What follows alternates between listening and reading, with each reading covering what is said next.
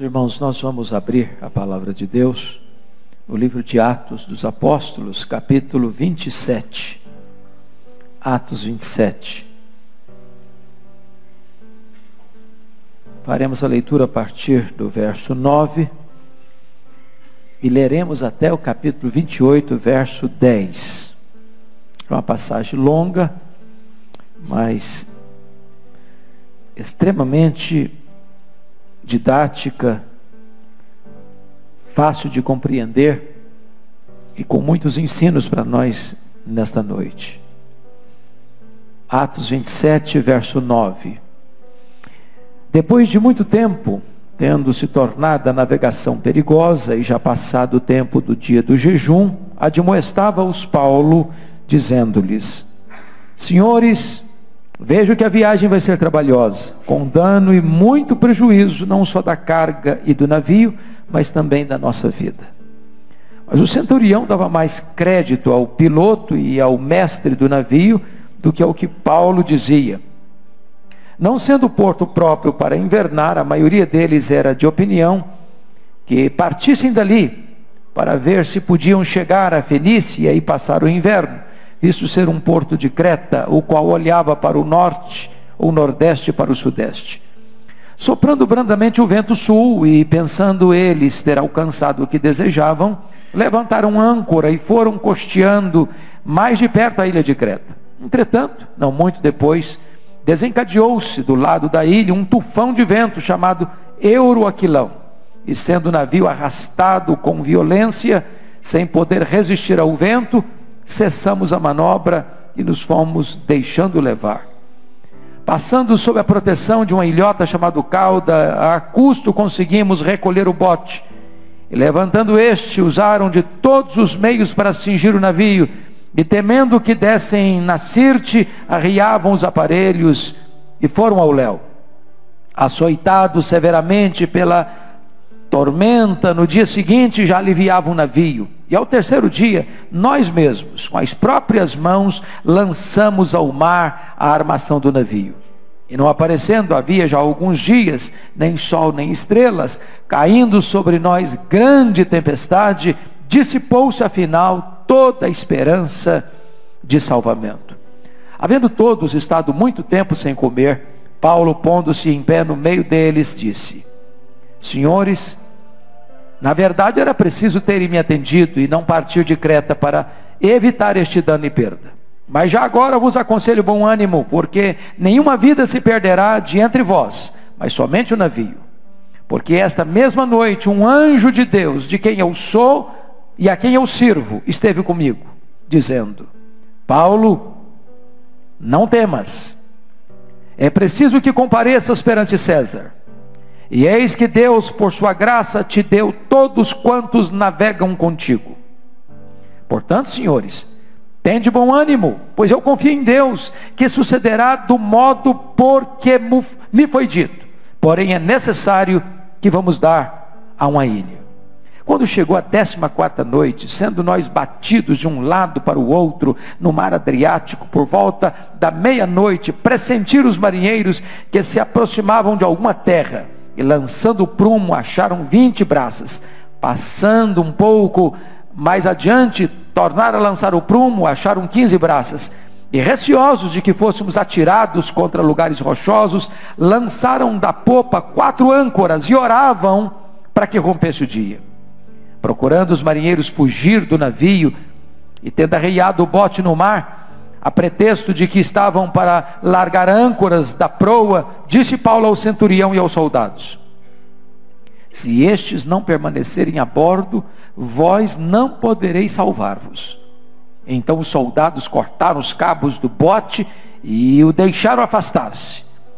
Enquanto amanhecia, Paulo rogava a todos que se alimentassem, dizendo: Hoje é o 14º dia em que, esperando, estáis sem comer, nada tendo provado. Eu vos rogo que comais alguma coisa, porque disto depende a vossa segurança, pois nenhum de vós perderá nem mesmo um fio de cabelo. Tendo dito isto, tomou um pão, deu graças a Deus na presença de todos, depois de o partir, começou a comer. Todos cobraram ânimo e se puseram também a comer.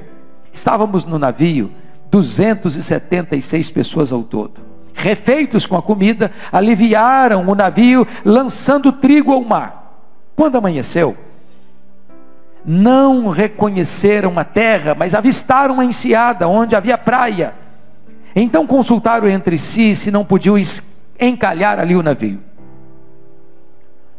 Levantando as âncoras, deixaram-no ir ao mar, largando também as amarras do leme, e alçando a vela de proa ao vento, dirigiram-se para a praia. Dando, porém, num lugar onde duas correntes se encontravam, encalharam ali o navio. A proa encavou-se e ficou imóvel, mas a popa se abria pela violência do mar. O parecer dos soldados era que matassem os presos, para que nenhum deles nadando fugisse. Mas o centurião, querendo salvar a Paulo, impediu-os de o fazer, e ordenou que os que soubessem nadar fossem os primeiros a lançar-se ao mar e alcançar a terra. Quanto aos demais, que se salvassem, uns em tábuas, outros em destroços do navio. E foi assim que todos se salvaram em terra. Uma vez em terra, verificamos que a ilha se chamava Malta.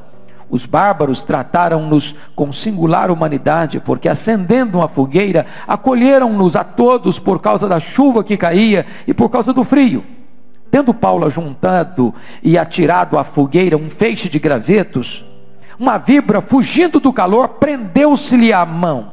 Quando os bárbaros viram a víbora pendente da mão dele, disseram uns aos outros: certamente este homem é assassino, porque salvo do mar, a justiça não o deixa viver. Porém ele, sacudindo o réptil no fogo, não sofreu mal nenhum.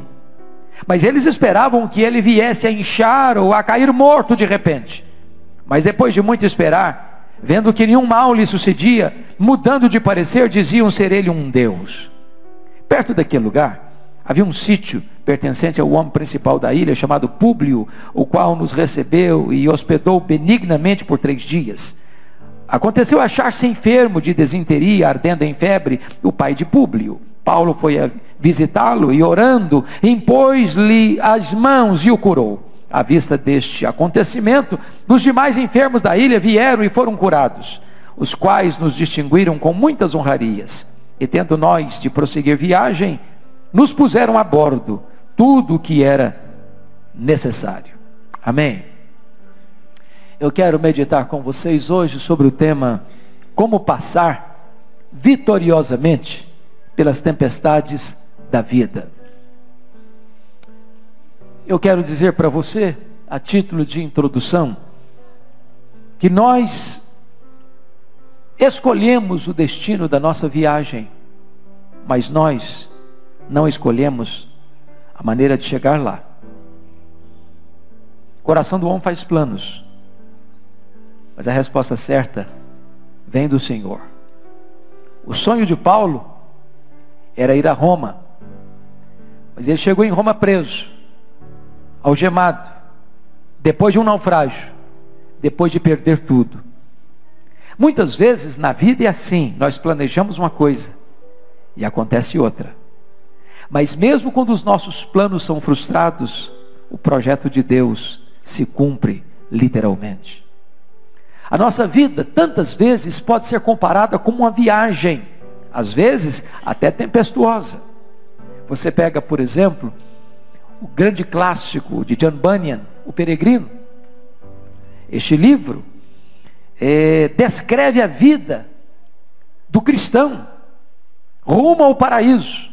Tantas lutas, tantos inimigos, tantos perigos, tantas ameaças, mas ele caminha vitoriosamente. Na literatura secular, você pega, por exemplo, a Odisseia de Homero, também descreve a vida como uma viagem. Esse registro bíblico não é certamente uma alegoria, mas é uma dramática realidade com muitas lições oportunas para nós. Mesmo quando estamos fazendo a vontade de Deus, isso é tão importante entender. E a nossa vontade sendo realizada, nós enfrentamos tempestades. É muito importante compreender isso, irmãos. Está lá em Romanos 1,14. Romanos 1, a partir no primeiro capítulo até o versículo 14, que Paulo demonstra que ele tinha desejo de visitar a igreja de Roma. Ele coloca isso lá no final da carta, 15:28. Era seu desejo ir a Roma, e de Roma ser enviado à Espanha. Quando ele estava preso em Jerusalém, lá em Atos 23:11, o próprio Deus apareceu para ele e disse: coragem, Paulo, assim como você deu testemunho em Jerusalém, eu quero que você dê também testemunho em Roma. Quando Paulo toma a decisão de ir para Roma, para ser julgado diante de César, porque Deus o queria em Roma, porque ele queria estar em Roma, ele enfrenta um naufrágio. Ele é picado por uma cobra. Ele enfrenta dificuldades terríveis de um naufrágio. Mas o projeto de Deus se cumpriu, apesar da tempestade. A tempestade não colhe Deus de surpresa. A tempestade é uma agenda de Deus na jornada da nossa vida. E eu gostaria então que você pudesse acompanhar comigo as lições desse texto. A primeira verdade que eu quero destacar é que nas tempestades da vida precisamos estar atentos às placas de sinalização colocadas por Deus ao longo do nosso caminho. Primeira placa, a Bíblia aberta comigo agora, todo mundo, capítulo 27, versículo 10. Veja aí, a primeira placa é a advertência. Paulo disse: senhores, vejo que a viagem vai ser trabalhosa, com dano e muito prejuízo, não só da carga e do navio, mas também da nossa vida. Quando eles embarcam para Roma, a viagem parecia segura, parecia tranquila, era um bom barco, havia um comandante, havia marinheiros, havia soldados, os passageiros estavam em segurança. Mas se você começar a ler o texto anterior, no capítulo 27, lá no verso 4, já fala de ventos contrários. Chegou o momento em que Paulo precisamente adverte: vejo que a viagem vai ser trabalhosa, vão ter prejuízo. Mas eles não ouviram, o comandante não ouviu, o centurião não ouviu, não deram atenção à palavra de Paulo, à voz de Paulo, não leram as placas. Eu quero dizer, meus irmãos, que muitas vezes nós atraímos tempestades na nossa própria vida quando não lemos as placas, quando não observamos os alertas de Deus, quando não lemos os avisos de Deus, quando Deus coloca outdoors no nosso caminho, na nossa estrada, e nós fechamos os olhos a essas advertências. É assim na vida. Pensa comigo, um filho que chega em casa 3 horas da madrugada todo dia, isso é um alerta, isso é um sinal. Pense comigo, um casamento onde marido e mulher já não dialogam mais, o silêncio, a rispidez, a indiferença, isso é uma placa trazendo um grande letreiro de aviso: cuidado. Imagine você, se você gasta mais tempo diante da televisão do que diante da sua Bíblia, isso é um sinal. Você tem tempo para passar 30 mensagens no seu telefone por dia, mas você não tem tempo para estar 5 minutos a sós com o seu Deus. Isso é uma placa, isso é um aviso. Deus coloca placas de advertência no nosso caminho. Segunda coisa que eu chamo a sua atenção: o descrédito. Olha o versículo 11. Mas o centurião dava mais crédito ao piloto e ao mestre do navio do que ao que Paulo dizia. O que significa isso, irmãos? Nós precisamos buscar conselhos, orientação, direção para a nossa vida com aqueles que andam com Deus. Eles não deram atenção à palavra de Paulo, e Paulo era um homem de Deus, Paulo era um homem dirigido pela vontade de Deus, mas eles não quiseram ouvir, eles não escutaram a advertência, eles deram total descrédito ao que Paulo disse. E aí pense comigo, quanto sofrimento as pessoas têm na vida, porque não dão crédito aos conselhos que vêm de Deus. Pense comigo nisso. quantos filhos, quantas filhas choram hoje amargamente com um casamento turbulento porque não ouviram conselho de pai e mãe? Quantas pessoas hoje estão arruinadas, moral, emocional e espiritualmente, porque não ouviram conselhos nos momentos mais críticos e dramáticos da vida, onde precisava se tomar uma decisão certa. Terceira placa: a voz da maioria nem sempre é a voz de Deus. Confira o verso 12 comigo. Não sendo o porto próprio para invernar, a maioria deles era de opinião que partissem dali. Paulo disse: não é seguro, mas a maioria venceu. A maioria disse: não é seguro, vamos partir, vamos embora, não tem problema, não tem perigo, a advertência de Paulo não tem fundamento, vamos embora. E a maioria venceu. Esse é um grande perigo na vida, porque é um ditado popular aí que diz que a voz do povo é a voz de Deus. Nada mais longe da verdade do que isso. Via de regra, a maioria está errada. Via de regra. Deixa eu lhes dar um exemplo bíblico. Vocês se lembram do casamento de Sansão? Sansão era um nazireu. Como nazireu, ele não podia fazer 3 coisas. Ele não podia tocar em cadáver, ele não podia beber bebida forte, ele não podia cortar o cabelo. Pois bem, ele toca em cadáver, quebrando o primeiro voto. Quando ele procura um favo de mel na caveira de um leão morto, quebra ali o primeiro voto. Quebra o segundo voto quando ele vai fazer a festa do seu casamento, e diz lá em Juízes que ele deu uma festa, diríamos hoje, de arromba, porque ele não queria ser diferente dos moços da sua época. Ele não teve peito para dizer: eu sou diferente, eu sou nazireu, eu não posso fazer do mesmo jeito que todo mundo faz. Quebrou o segundo voto.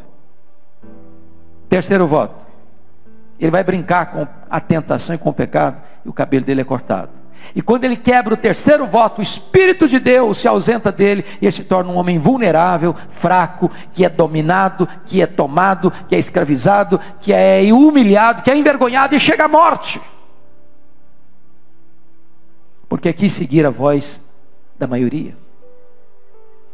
Quarto lugar, preste bem atenção nisso: quem não escuta conselhos, escuta coitado.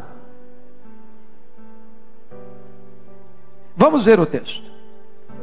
Olha comigo o versículo 13. A aparente segurança.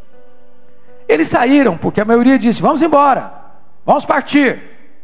Olha a aparente segurança no verso 13. Soprando brandamente o vento sul, e pensando eles ter alcançado o que desejavam, levantaram âncora e foram costeando mais de perto a ilha de Creta. Eu fico até imaginando que deve ter tido um buchicho nesse navio, dizendo assim: está vendo aí, esse Paulo não está com nada.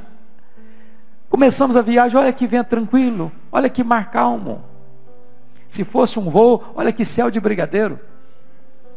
Está tudo muito bem. Esse Paulo não sabe o que fala. Deixa eu dizer uma coisa para você: nem sempre Deus traz o seu juízo para o homem no momento exato que ele comete o seu pecado. Tem hora que ele pensa que o pecado compensa, que a desobediência é que tem vantagem. Há uma espécie de aparente segurança, mesmo quando as pessoas quebram um preceito divino. Mas veja o segundo ponto, o perigo, versículo 14. Entretanto, não muito depois, desencadeou-se do lado da ilha um tufão de vento chamado Euroquilão. De repente, quando está tudo calmo, acontece uma crise. A paz se desinstala, a turbulência chega, a tempestade se estabelece, a vida se transtorna, tudo vira de ponta cabeça. É a crise que vem para transtornar a vida. Resultado, terceiro lugar, outra consequência, a impotência. Olha o versículo 15. E sendo o navio arrastado com violência, sem poder resistir ao vento, cessamos a manobra e nos fomos deixando levar. Sabe o que significa isso? Tem hora que a crise é tamanha que você perde o controle. Não adianta você estar com a mão no leme. Você quer ir para a direita, você vai para a esquerda. Você quer ir para a esquerda, você vai para a direita. Você quer avançar, você dá marcha ré. As rédeas já saíram da sua mão. Você perdeu o controle. Você não tem mais domínio sobre a sua vida, sobre a sua família, sobre os seus negócios, sobre as suas emoções. É a impotência total. A vida fica de ponta cabeça. Quarto lugar, o prejuízo. Olha aí comigo versículos 18 e 19. Açoitados severamente pela tormenta, no dia seguinte já aliviavam o navio. 19, e ao terceiro dia nós mesmos, com as próprias mãos, lançamos ao mar a armação do navio. Ou seja, quando você não lê as placas, quando você não atende os avisos de Deus, não vem apenas prejuízos emocionais, morais e espirituais, vem também prejuízos financeiros, materiais, físicos. Quinto, a desesperança. Olha o verso 20. E não aparecendo havia já alguns dias, nem sol nem estrelas, caindo sobre nós grande tempestade, dissipou-se afinal toda esperança de salvamento. Fim de linha, fundo do poço, não tem mais saída. A conclusão que eles chegaram é o seguinte: estamos perdidos, estamos mortos, não nos resta outra opção senão um naufrágio inevitável. E diz a Bíblia que a esperança de todos se dissipou. Eu não sei como é que você veio aqui hoje, mas talvez você esteja vivendo uma tempestade na vida, e quem sabe até você já chegou a esse ponto de perder a esperança de uma solução, de uma saída. Mas eu quero partilhar com você o segundo ponto dessa mensagem. Nas tempestades da vida, não apenas precisamos ler as placas, mas nas tempestades da vida, precisamos olhar para Deus e não para as circunstâncias, e nos levantarmos como encorajadores. Destaco aqui alguns pontos. Primeiro, na tempestade, encoraje as pessoas e encaminhe as pessoas para a vida. Veja comigo o verso 22. Preste atenção, irmãos, que no verso 20 dissipa-se toda a esperança, mas no verso 22 tem uma adversativa: mas, entretanto, porém, todavia, mas, diz Paulo, já agora vos aconselho bom ânimo. Preste atenção nisso. Você sabe quem é um gigante ou é um fracassado? Não é na hora da celebração, é na hora da crise. É na crise que se forja os grandes líderes. Na hora da crise, os covardes se rendem, se capitulam, mergulham no total desânimo. Mas na hora da crise, Deus levanta alguém para dizer o seguinte: tem esperança, tem saída, tem resposta, tem direção. E diz o texto no verso 22, mas já agora vos aconselho bom ânimo. Quando todos pensam em morte, você precisa ser um agente da vida. Agora notem, é bem verdade que Paulo chegou a pontuar isso. Ele chegou a pontuar isso, mas ele não fica nessa mensagem negativa do verso 21. Senhores, na verdade era preciso terem me atendido e não partir de Creta para evitar este dano e perda. Mas agora vos aconselho bom ânimo. Sabe por quê? Tem gente que quando vê a crise pegar e ele alertou para não fazer aquilo, e a pessoa fez e levou a consequência devida, ele diz: bem feito, eu avisei, agora vocês se virem, agora não estou nem aí, agora vou morrer mesmo. Você conhece gente assim? Nesse momento, não procure culpados, aponte solução. Porque na crise achar culpado é fácil. Botar a culpa neste, naquele outro é fácil. Na crise, você se torna uma pessoa diferente quando você aponta saída e solução. Em outras palavras, irmãos, todo problema traz uma espécie de semente de vitória para nós. Segundo, na tempestade, na crise, é preciso abandonar o medo. Veja você o verso 22 novamente. Já agora vos aconselho bom ânimo, porque nenhuma vida se perderá de entre vós, mas somente o navio. Meus irmãos, a situação é de pânico. Tem 276 pessoas nesse navio. Tem 14 dias que o sol não aparece e as estrelas também não. Tem 14 dias que toda essa gente não come um pedaço de pão, não bebe um copo d'água. Eles já tinham se rendido à morte, já tinham se entregado ao desespero, ao desânimo, à total desesperança. E nesse momento de medo, de pânico, em que a morte mostra a sua carranca, é necessário que você se coloque e se apresente diante de Deus e diz: tem bom ânimo, não tenha medo, Deus ainda está no controle, apesar de nós não estarmos mais no controle.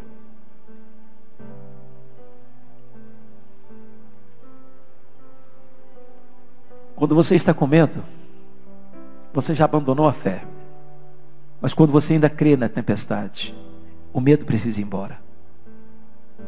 Terceiro lugar, na tempestade, abra os olhos para ver a intervenção de Deus. Olha comigo os versos 23 a 26. Você pode ler comigo 23 a 26? Vamos juntos?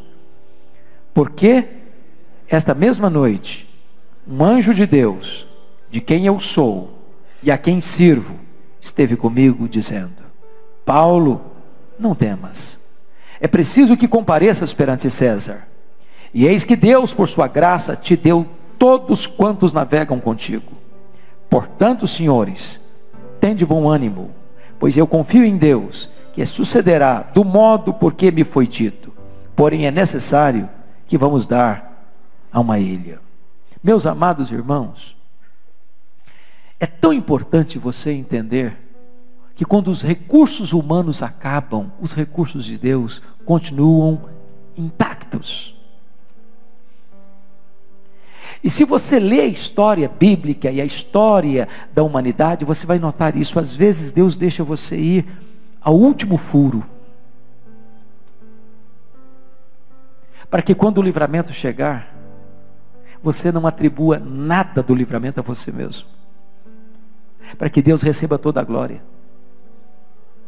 Porque se o livramento veio pela nossa destreza, pelo nosso engenho, pela nossa capacidade, pelo nosso conhecimento, pela nossa habilidade, então nós nos sentiremos grandes, heróis.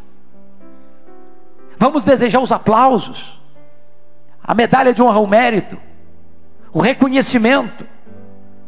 Mas às vezes Deus deixa você chegar a uma tal situação, diz: não tem mais jeito, não tem mais saída, não tem mais recurso, não tem mais método, não tem mais estratégia, não tem mais nada, a não ser que Deus faça um milagre. E nesse momento Deus é poderoso para fazer o milagre, para que a glória seja totalmente dele.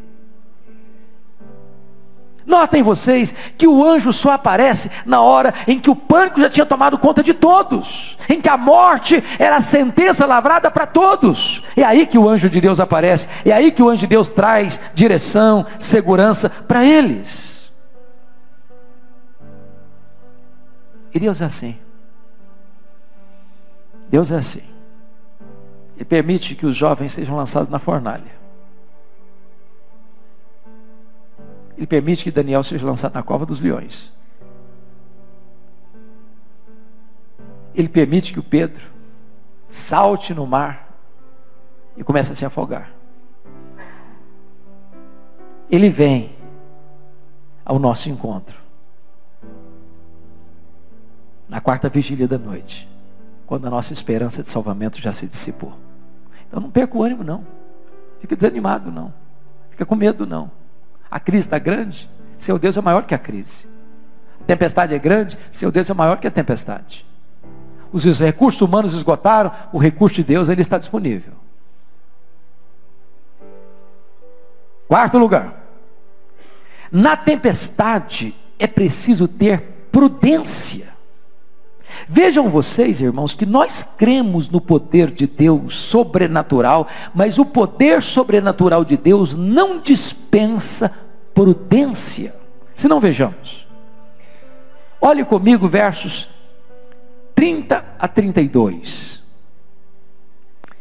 Procurando os marinheiros fugir do navio, e tendo arriado o bote no mar, o bote salva-vidas, a pretexto de que estavam para largar âncoras da proa, estavam querendo largar o barco, fugirem. Disse Paulo ao centurião, versículo 31, e aos soldados: se estes marinheiros não permanecerem a bordo, vós não podereis salvar-vos. O que Paulo está dizendo é o seguinte: o anjo falou que não vai morrer ninguém, mas nós precisamos dos marinheiros com a gente. O sobrenatural não dispensa o natural, a prudência humana. Veja em segundo lugar, versos 33 e 34. Enquanto amanhecia, Paulo rogava a todos que se alimentassem, dizendo: hoje é o 14º dia em que, esperando, estáis sem comer, nem nada tendo provado. Eu vos rogo que comais alguma coisa, porque disso depende a vossa segurança, pois nenhum de vós perderá nem um fio de cabelo. Mas o fato de ter uma promessa que nenhum de vós perderá nem um fio de cabelo, não dispensava eles de se alimentarem depois de 14 dias sem comer. O sobrenatural não dispensa a prudência. Vejam mais, versos 42 a 44. O parecer dos soldados era que matassem os presos, para que nenhum deles nadando fugisse. Mas o centurião, querendo salvar a Paulo, impediu-os de o fazer, e ordenou que os que soubessem nadar fossem os primeiros a lançar-se ao mar, alcançar a terra. Ou seja, os soldados eram responsáveis por esses homens, eles eram prisioneiros. E se um prisioneiro fugisse debaixo da guarda de um soldado romano, o soldado romano devia receber a punição que aquele prisioneiro deveria receber. Então o soldado disse: para a gente salvar a nossa pele, vamos matá-los. Quis Deus que o reconhecimento de Paulo diante do centurião salvasse os demais prisioneiros, e nenhum deles perecesse, como o anjo disse a Paulo naquele navio. Quinto lugar, na tempestade, meu irmão, é preciso lançar as âncoras. Veja comigo o verso 29. E receosos de que fôssemos atirados contra lugares rochosos, lançaram da popa 4 âncoras e oravam para que rompesse o dia. Eu gostaria, não digo você de alegorizar não, mas eu gostaria de dar uma espiritualizada no texto agora para entender as âncoras. Que âncoras poderiam ser essas? Âncora é aquilo que segura, não? É aquilo que prende você para não sair do lugar na hora da terrível tempestade. Eu queria olhar para o texto, algumas âncoras dessas. Primeiramente, vamos pensar na âncora da fé. Olha comigo, por gentileza, versículo 24 e 25. Dizendo Paulo: não temas, é preciso que compareças perante César. E eis que Deus, por sua graça, te deu todos quantos navegam contigo. Portanto, senhores, tende bom ânimo, pois eu confio em Deus que sucederá do modo por que me foi dito. Sabe o que você e eu precisamos na hora da tempestade? É crer que o que Deus prometeu, Deus é fiel para cumprir. Eu confio em Deus, do jeito que Ele falou, vai acontecer. Deus não permite que nenhuma das suas palavras caia por terra, nenhuma das suas promessas caia por terra. Isso é fé, é crer que o que Deus falou é verdade, e o que Deus prometeu, Ele cumpre. Isso é fé. Às vezes, queridos, nós precisamos confiar que, diante das tragédias da vida, Deus está construindo um projeto maior. Eu nunca me esqueço uma experiência que a minha irmã querida e amiga pessoal, doutora Edmeia Williams, vivenciou no Rio de Janeiro. Ela tem um trabalho social e espiritual muito bonito no Morro Santa Marta, no Rio de Janeiro. Há muitos anos, com crianças carentes. E uma determinada noite, uma tempestade no Rio de Janeiro, o telefone tocou, ela foi chamada às pressas, porque o barracão de tábua que abrigava aquelas crianças veio ao chão por causa da tempestade. Ela foi para lá, a imprensa já estava lá, e o único que caiu naquela região foi o barracão da obra missionária que ela realizava. E aí os repórteres quiseram tirar uma casquinha nela. Você confia em Deus? Confio. Por que o único barracão que caiu aqui foi o seu? E ela por um momento ficou em silêncio. Daqui a pouco disse, sabe por que caiu? Ele não caiu, foi Deus que o derrubou. Deus não quer mais um barracão de tábua aqui. Deus quer aqui um prédio de alvenaria, de 3 andares, para abrigar de forma mais decente essas crianças. E foi o que aconteceu. O barracão caiu, construiu um prédio. Quando o nosso barracão cai, meu irmão, é porque Deus quer que algo maior seja construído no lugar. Segunda âncora. A âncora da adoração. Veja comigo o versículo 35. Tendo dito isto, tomando um pão, deu graças a Deus na presença de todos. Depois de o partir, começou a comer. Meu irmão, dar graças a Deus depois que o problema está resolvido é fácil. Adorar a Deus depois da vitória é fácil. Paulo está dando graças a Deus e adorando a Deus antes do problema ser resolvido, apenas com a promessa da solução. Isso é fé. Isso é fé.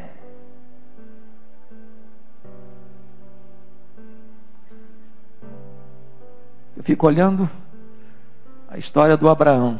Já pensou? Deus trocar o nome do camarada com 99 anos. Ele tinha o nome de Abrão. Abrão é grande pai. Não tinha filho, mas era um grande pai. Aí Deus resolve trocar o nome do camarada para pai de grande ou numerosa nação. E eu imagino o camarada lá se apresentando. Qual é o seu nome, senhor Sião? Eu sou o pai de uma grande nação. Quantos filhos você tem? Não tem ainda não. Mas eu vou ter.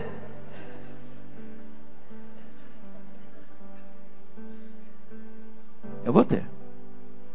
Você dá graças a Deus antes do milagre acontecer, que você crê que o que Deus prometeu, Ele é fiel para cumprir.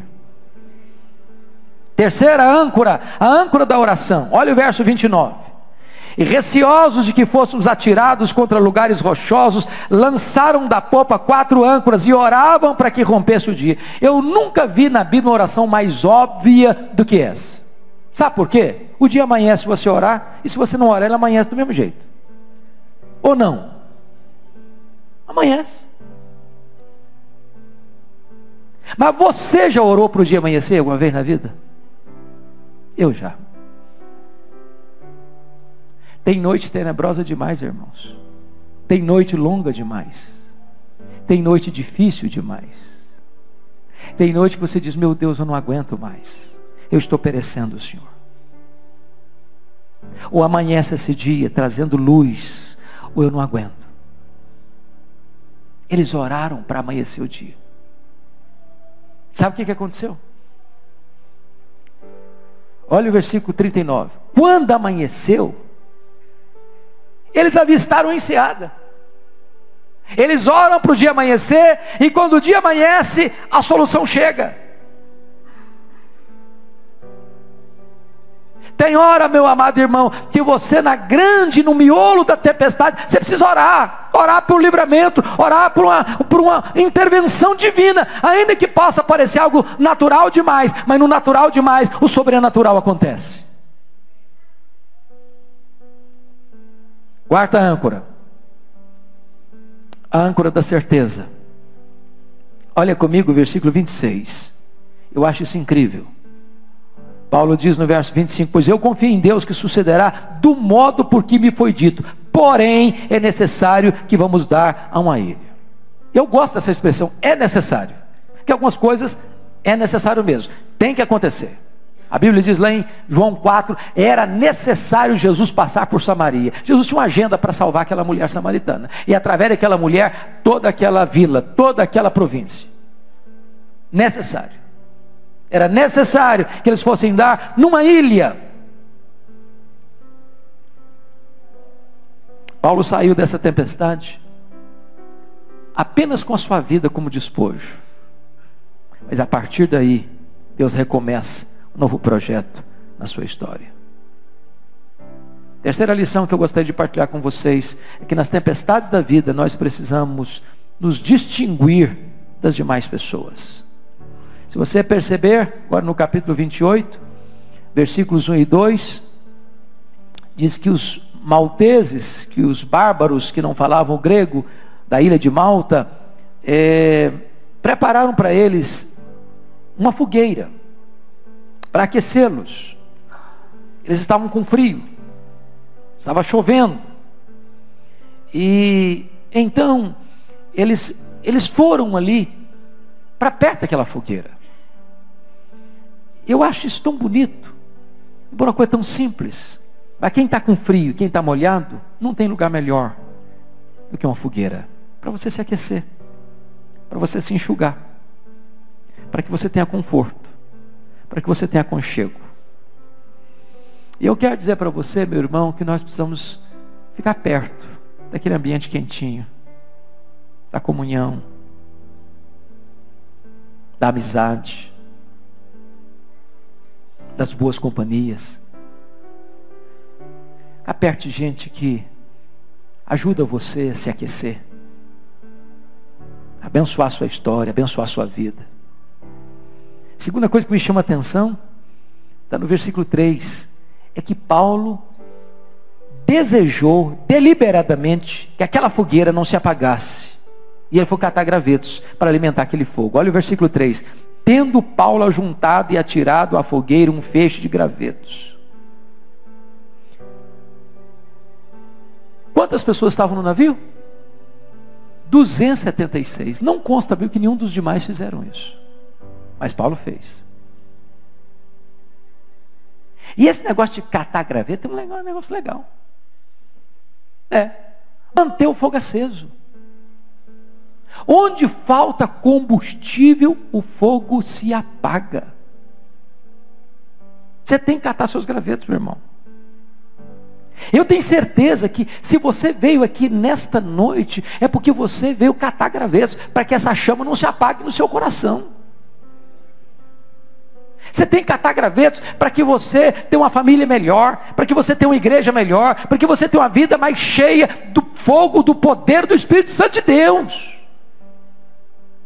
Catar graveto. Às vezes até na vida, nas outras áreas da vida. Eu escutei uma história que me impressionou muito. Uma empresa estava colocando no jornal propaganda que estava precisando de engenheiro. E o engenheiro estava desempregado na cidade e foi lá. Botou sua roupinha melhor, seu paletó, sua gravata, sua pastinha bonita. Chegou lá, falou, eu li no jornal que essa empresa está precisando de engenheiro, e eu sou engenheiro e estou precisando de um emprego.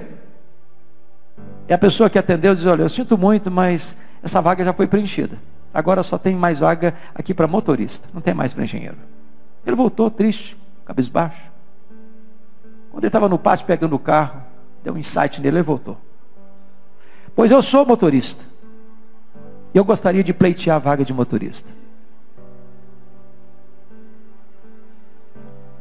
O diretor da empresa escutou essa conversa e disse, vem cá, entra na minha sala. Eu vou contratar você como engenheiro. Gostei da sua atitude, gostei da sua humildade, gostei da sua postura. E aquele homem se tornou não apenas um engenheiro daquela empresa, mas um dos diretores daquela empresa. É preciso ter humildade para catar os seus gravetos em qualquer área da sua vida. Mas, queridos irmãos, eu quero concluir.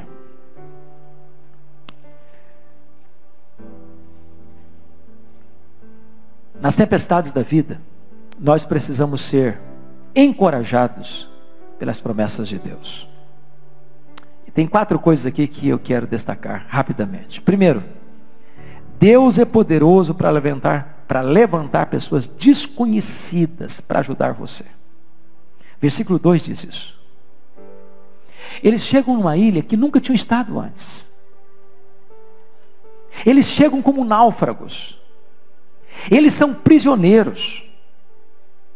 Eles estão indo algemados para Roma para serem sentenciadas pelo imperador.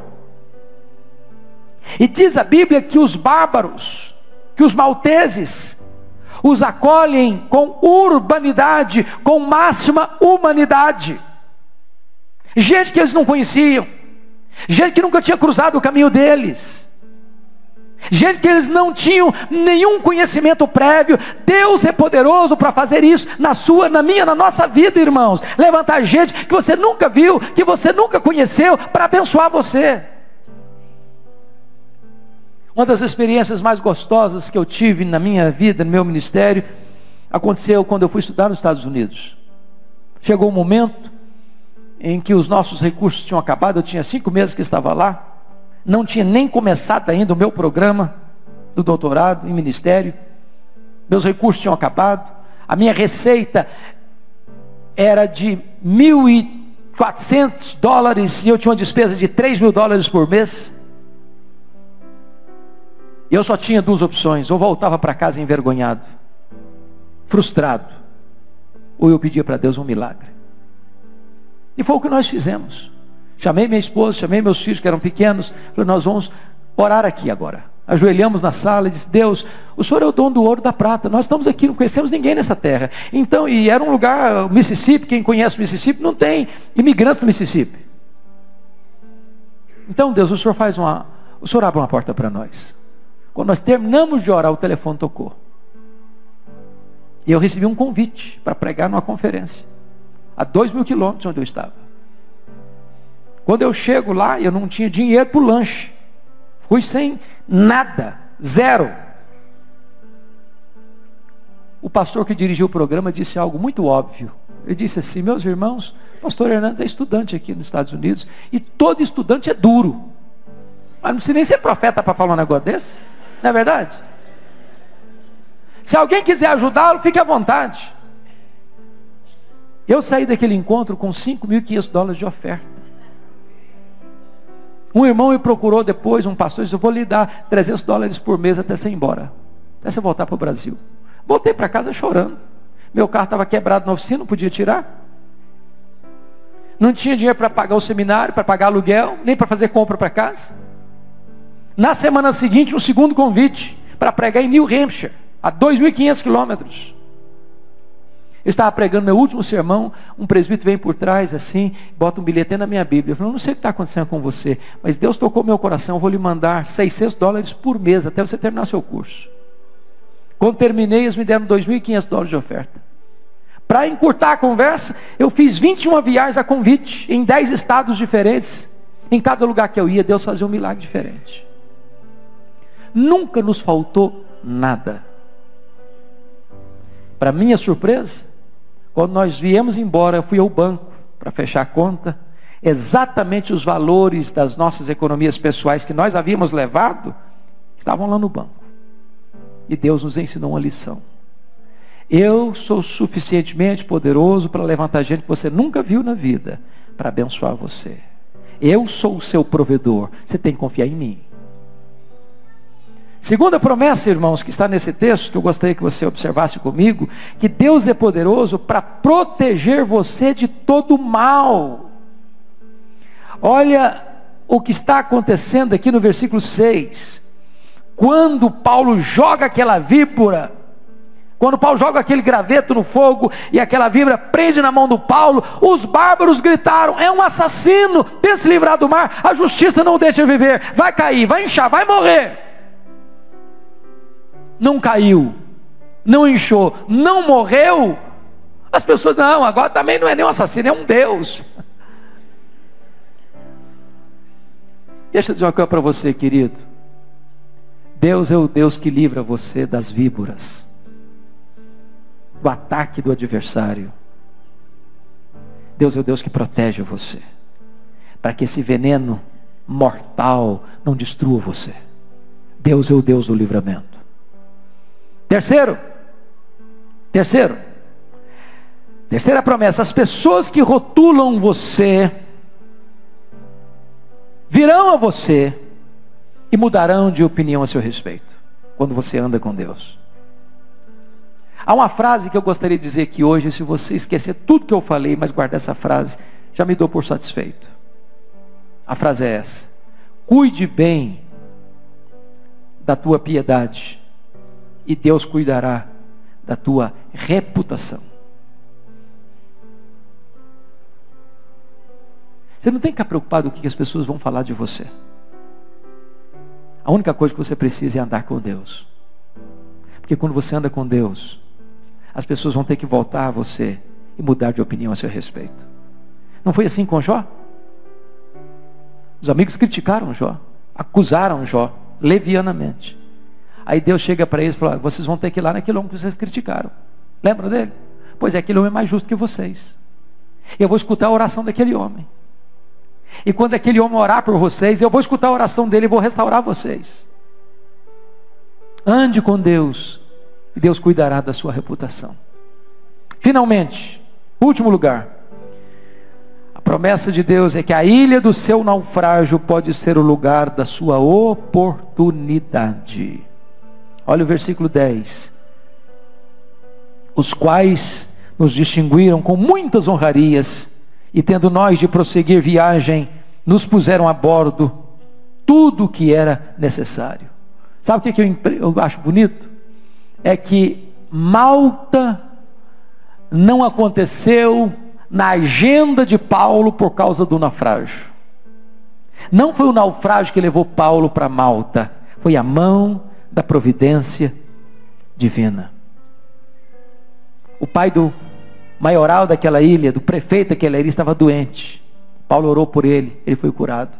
Os demais enfermos vieram e Paulo orou por eles e eles foram curados. Deus mandou Paulo para a ilha de Malta. O método de Deus foi a tempestade. O propósito de Deus foi a cura e talvez a salvação de muitas pessoas naquela ilha. Meus queridos, a minha oração e o meu desejo é que esta experiência da viagem turbulenta de Paulo para Roma nos ensine lições espirituais nesta noite. Que nós aprendamos a olhar as placas. Que nós nos levantemos como consoladores na hora da crise. Não para culpar as pessoas, mas para apontar soluções. Que na hora das dificuldades, nós olhemos quão maravilhoso é Deus para levantar gente que nós nunca vimos para nos ajudar. Quando a coisa chegar e a morte parecer inevitável, sabe que Deus é o Deus que livra você. Entenda que ainda que você seja tirado da sua rota planejada, é a mão de Deus que está dirigindo o seu destino. Curva sua fronte, por favor. Vamos orar.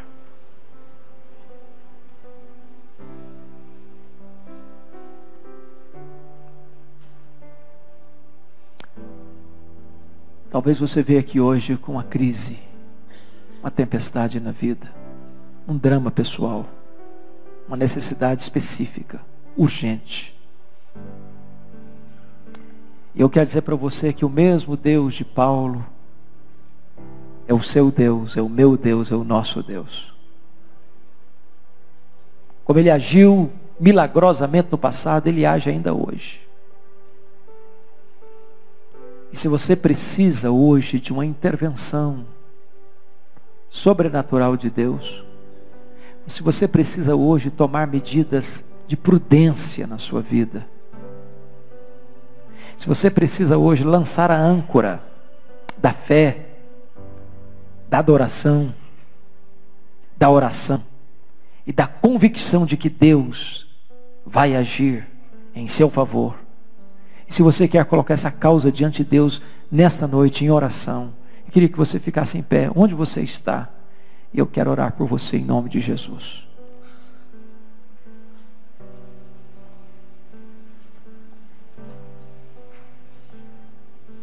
Pai, nós estamos aqui reconhecidos de que Tu és o Deus dos impossíveis, o Deus dos milagres, o Deus de promessas, o Deus fiel, o Deus que fala e cumpre o que diz, o Deus que faz e ninguém pode impedir a Tua mão de fazer, o Deus que se manifestou valorosamente, extraordinariamente no passado, e o Deus que ainda hoje se manifesta do mesmo jeito.